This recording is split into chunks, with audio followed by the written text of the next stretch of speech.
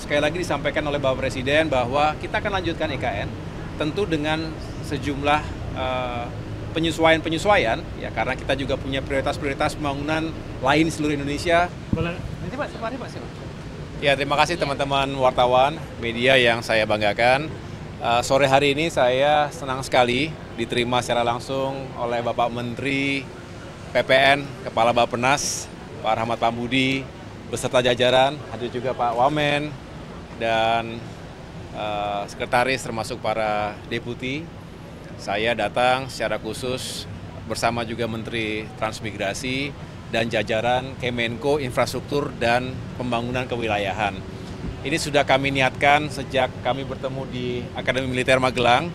Beliau ketika itu memaparkan secara umum tentunya terkait dengan RJPMN 2024-2029 dan juga sebetulnya tarikan yang lebih panjang hingga 2045, dan saya memandang penting sekali bagi kita semua yang saat ini tengah menata langkah awal di Kabinet Merah Putih. Saya sendiri dalam kapasitas sebagai Menko Infrastruktur dan Pembangunan Kewilayahan ingin menyelaraskan dengan segala yang menjadi bagian dari visi misi Presiden Prabowo Subianto, tentunya juga dihadapkan pada rencana jangka panjang maupun menengah yang telah dipersiapkan oleh Bappenas. Karena kita semua harus terintegrasi. Pembangunan yang baik adalah pembangunan yang melibatkan pemikiran, gagasan, dan aspirasi dari semua stakeholders, terutama dari kementerian-kementerian yang memang secara khusus telah membidangi dan menangani berbagai isu spesifik. Kami berharap dengan hadirnya Kemenko baru ini di bidang infrastruktur dan pembangunan kewilayahan bisa berkontribusi secara optimal. Karena harapannya tentu setelah ada Kemenko ini, segala urusan terkait dengan pembangunan infrastruktur, bukan hanya tentunya 5 kementerian teknis yang berada di bawah koordinasi kami, termasuk ATR BPN, kemudian PU, Perumahan dan Kawasan Permukiman, juga Transmigrasi dan Perhubungan, tapi juga kementerian lain yang memiliki agenda pembangunan infrastruktur tentunya harus bisa disinkronisasi dengan baik. Kami berharap bisa sama-sama kita mencegah terjadinya kebocoran yang juga sering ditekankan oleh Bapak Presiden, terutama inefisiensi dari pembangunan fisik ke depan ini. Kita tahu bahwa konektivitas di Indonesia juga harus terus ditingkatkan.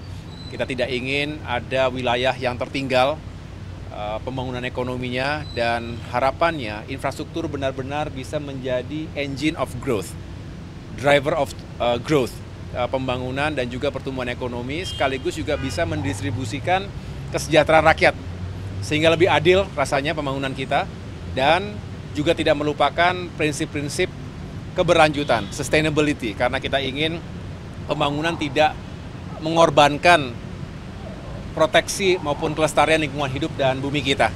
Jadi ini semua agenda besar, bukan hanya kita ingin mewujudkan cita-cita nasional, tapi juga kita harus comply sebagai warga dunia yang bertanggung jawab. Kita ingin pembangunan kita juga sekali lagi ditujukan pada prosperity, kesejahteraan rakyat, tapi juga kelestarian bumi kita. Dan banyak lagi hal yang tadi kita koordinasikan, dan saya menyampaikan kepada Pak Menteri bahwa mudah-mudahan ke depan secara reguler kita bisa saling memberikan masukan, update, dan juga penguatan satu sama lain, sehingga program-program terkait dengan infrastruktur dan pembangunan kewilayahan ini bisa semakin baik ke depan. Demikian.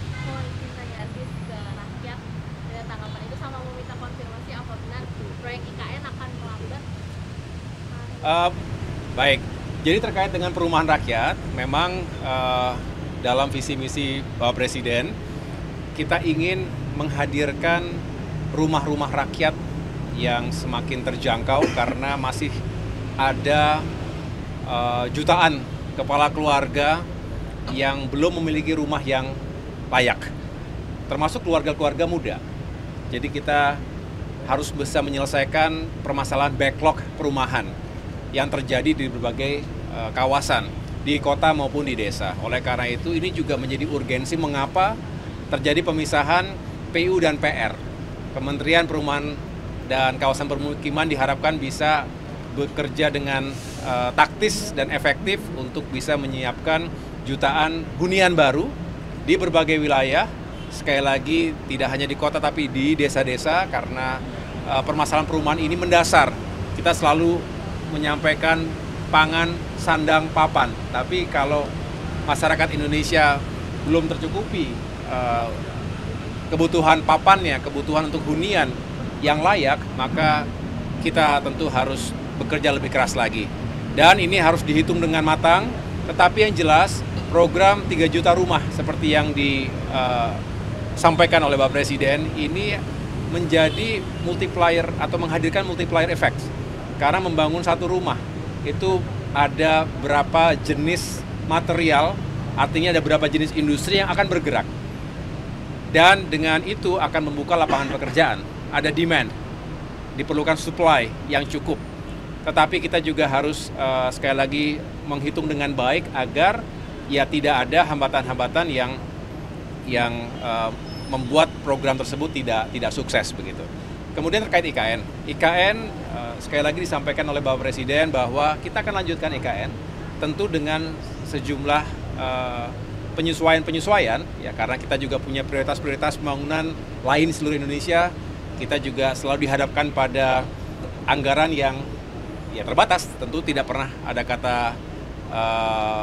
tak terbatas berbicara tentang anggaran. Oleh karena itu kita juga harus melakukan penyesuaian. Tetapi yang jelas beliau menginginkan agar pembangunan IKN ini difokuskan pada penuntasan pembangunan kawasan inti pusat pemerintahan, utamanya fasilitas untuk eksekutif, juga legislatif dan yudikatif.